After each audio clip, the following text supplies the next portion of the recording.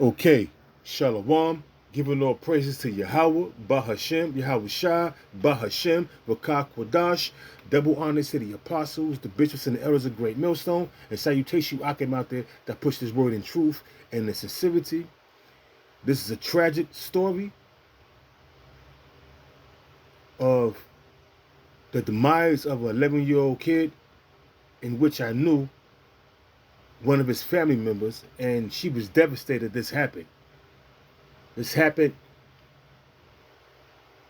about a week ago, and it's a cautionary tale of not be a follower, especially if you following a group that's going to lead you to your demise or your death. It's okay to follow righteous men such as the apostles, from the apostle Tahar on down, because they have given us this knowledge through the grace and the power of Yahweh Bashem Yahweh Shah to navigate through this wicked world. That's a gift from Yahweh Bashem Yahweh Shah, and the apostles are our spiritual parents. So of course we're going to follow righteous men. But when you follow a group of individuals that's much older than you, that's leading you astray. Now, I'm not going to get into details. I'm not even going to play this video because YouTube perhaps is going to flag my channel and give me a strike. So I'm not going to play the video.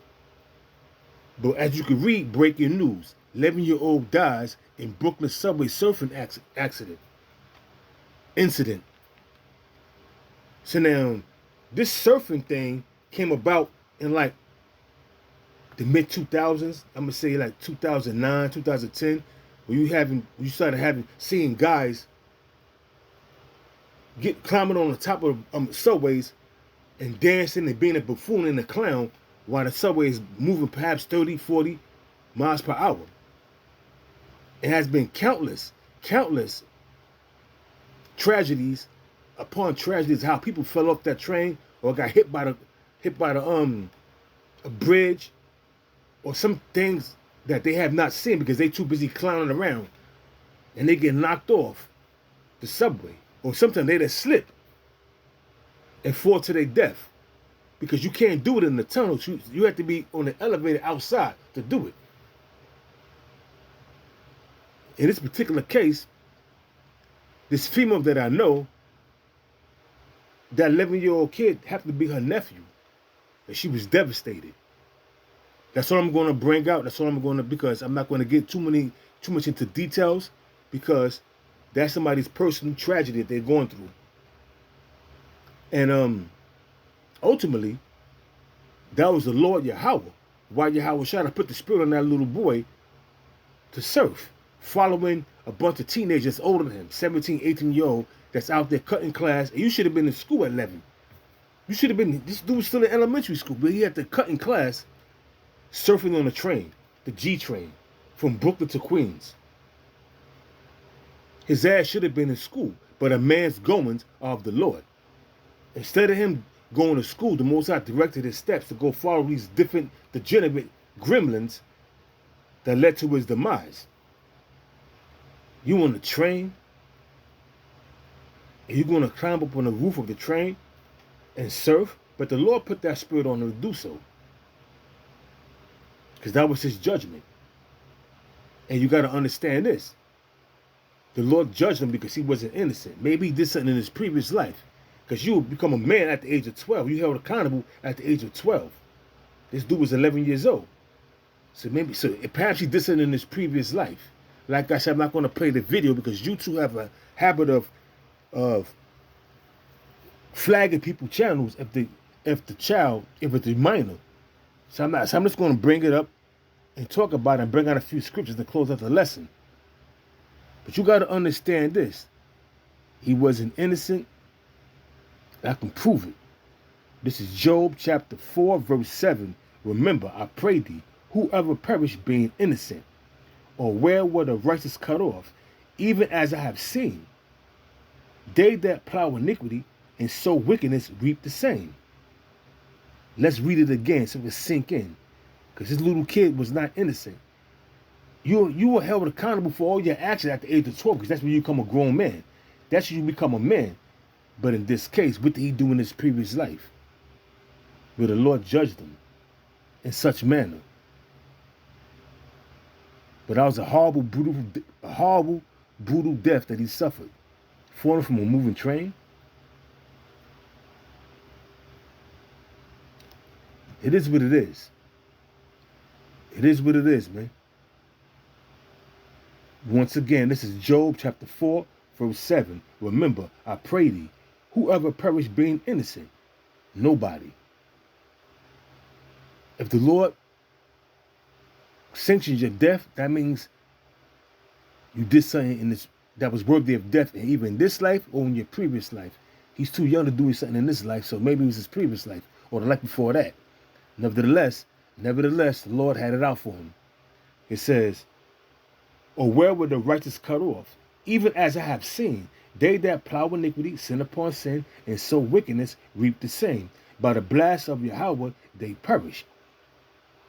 The Lord put the spirit on them to go surf with them other teenagers that he was surfing with.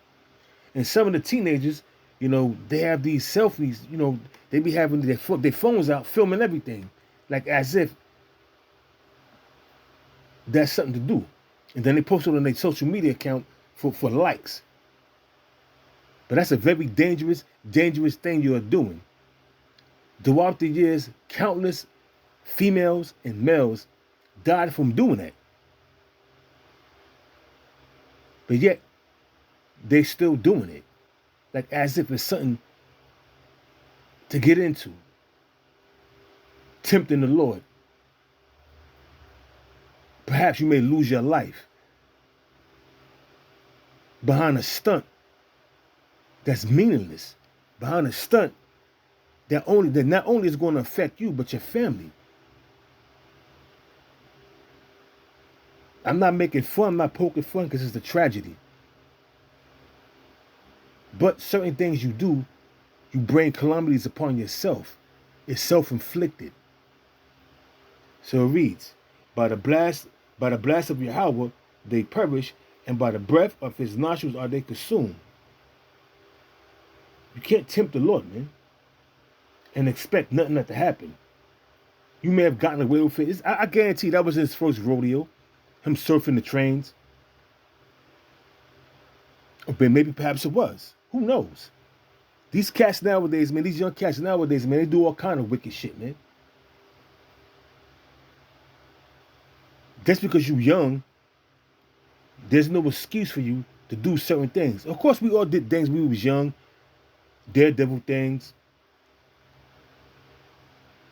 And this is even worse. When we was young, we should jump from roof to roof. Like as if you miss one step, you're going to fall to your death. Six flights down. We all did that. We all did daredevil shit when we was young. But the Lord had mercy and nothing ever happened. But to surf a train,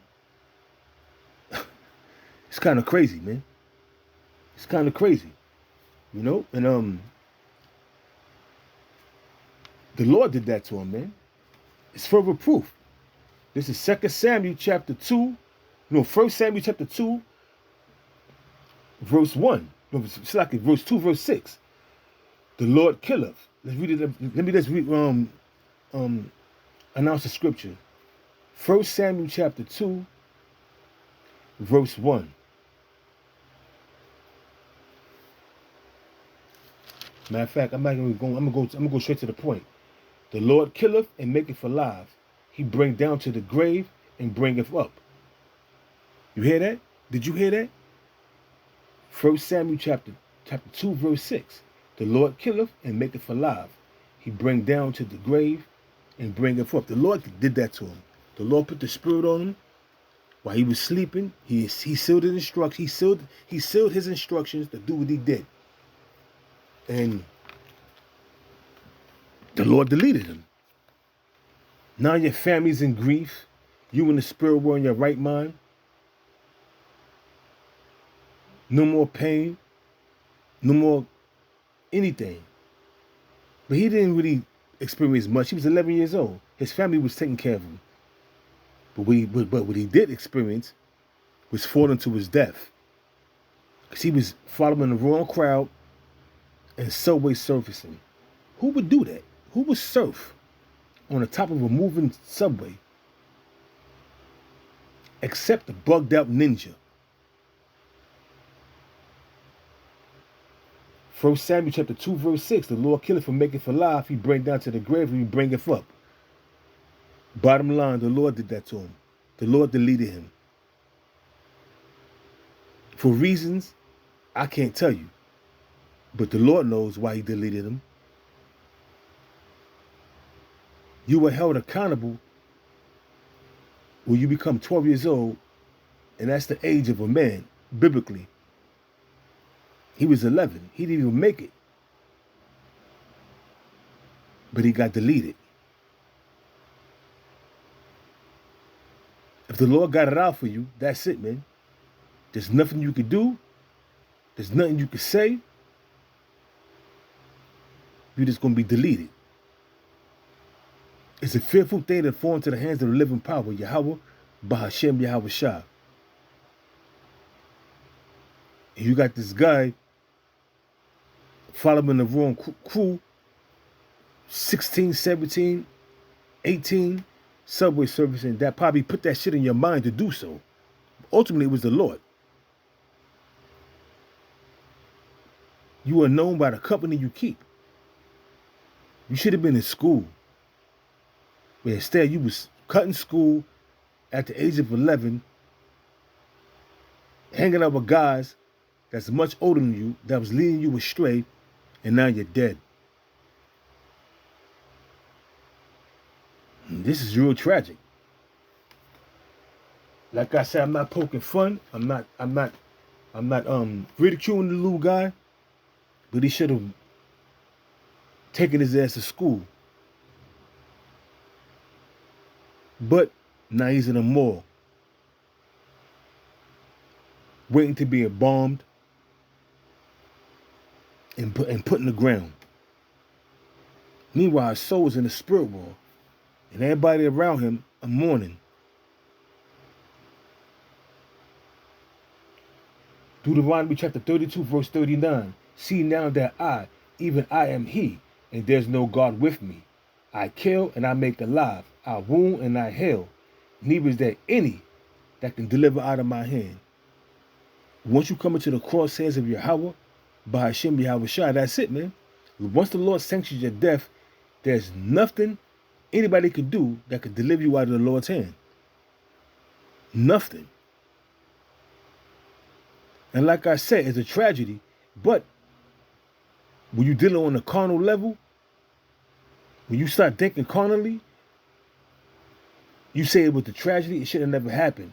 But when you thinking on a spiritual mindset, when you thinking with your spiritual hat, and you dealing with spiritual things, you know that was judgment from the Lord. It's sad, but hey, that was judgment. It shouldn't have happened, but the Lord directs a man's steps. So therefore, the Lord wanted it to happen. Back in Deuteronomy chapter 32, verse 39. See now that I, even I am he, and there's no God with me. I kill and I make alive. The Lord did that to him. You heard that? I kill and I make alive. I wound and I heal. Neither is there any that can deliver out of my hand. For I lift my hand to heaven and say, I live forever. It says, I live forever. If I wet my glittering sword, I mean that word wet means sharpen, my glittering sword, and my hand take hold on judgment, I will render vengeance to my enemies and reward them that hate me. The Lord said, if I wet my glittering sword and my hand take hold on judgment, that's what the Lord brought forth to this little kid. Judgment, man. It's real tragic to see somebody that you surfing with that's tempting the Lord, that's jeopardizing his safety in his life, fall to his death. Meanwhile, he fell to his death and the train's still moving. Because the conductor don't know that that it was a tragedy occurring on the top of the train. Nobody knows. So the train is still traveling from Brooklyn to Queens. And this dude then fell to his death. Then probably later on, the conductor and the people that's in charge of that train had gotten notice that it was a tragedy. Or maybe perhaps the kids that was with him ran back down the subway, being scared, ran back down the subway, the car, and annoyed how can I say, told the officials on that train, the conductors and everything, that it was a tragedy. That notified the personnel on the train. Who knows, man? But I do know this, that a life has been lost. A life has been taken. And it's tragedy. It's the tragic thing that happened, but a caution that we tell not to follow people to do evil. Not to be a follower of evil works. Surfing on the subway. You should have been in school. But instead, your parents, but maybe you got a single mother, you live under a single roof, or you got both parents with you. I don't know. Who knows? But I do know this. The person, your parent or parents sent you to school, they're thinking you in school, but then they get a call from the coroner or whoever, the police, saying that your son has been murdered due to a tragic accident of subway surfacing. That's crazy, man. That's crazy. Let's read it again. Deuteronomy 32 verse 39. See now that even I am he, and there's no God with me. I kill and I make alive. I wound and I heal. Neither is there any that can deliver out of my hand. Verse 41. Matter of fact, 40. It says, for I lift my hand to heaven and say, I live forever. Verse 41. If I wet my glittering sword and my hand take hold on judgment, I will render vengeance to my enemies and reward them that hate me. Bottom line, man, when the Lord brings forth that judgment, you don't want to be on his bad side. There's a tragedy that took place, and it's much to be learned from that. Much to be learned from that. This is Psalm chapter 68, verse 20. He that is our God is the God of salvation.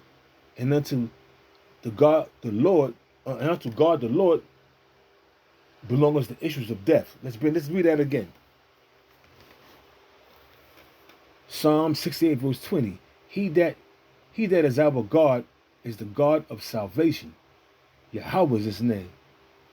And his son's name is Yahweh.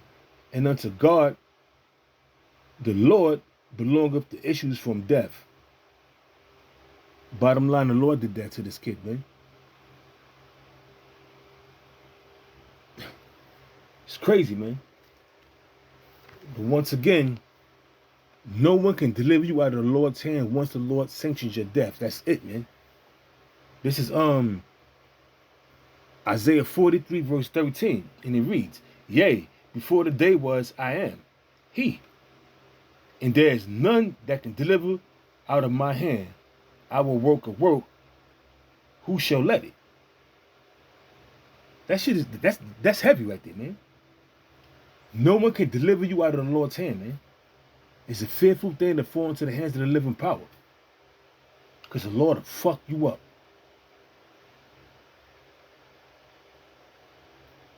And there's nothing else to say about this matter other than you shouldn't be surfing on a goddamn subway roof while the train is doing 30, 40 miles per hour. Tempting the Lord. Dancing, being a buffoon on the top of the subway. It is what it is. Shalom. Giving all praises to Yahweh, Bahashem, Yahweh Shah, Bahashem, Wakak Wadash. Shalom.